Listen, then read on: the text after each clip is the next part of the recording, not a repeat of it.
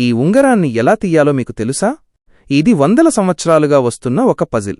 ఉంగరం రెండు భాగాల మధ్య చిక్కుకుపోయింది మరియు ఉంగరం చాలా చిన్నది కాబట్టి దానిని పైకి లేదా క్రిందికి కదిలించటం అడ్డుకుంటుంది.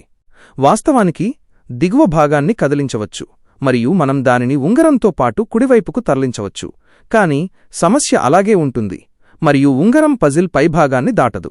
మనం ఎడమవైపుకు కదలడానికి కూడా ప్రయత్నించవచ్చు, కాని ఏమీ చెయ్యలేనట్లు అది కూడా అడ్డుకుంటుంది. కాబట్టి ఉంగరాన్ని తీయడానికి మార్గం లేదనిపిస్తుంది.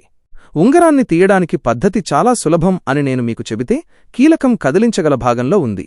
దానిని ఎలా ఉపయోగించాలో ఆలోచించండి. తరువాత ఉంగరాన్ని పైకి కదిలించి ఈ వంపులో ఉంచండి. తరువాత ఆ భాగాన్ని ఉంగరం వైపుకు కదిలించండి.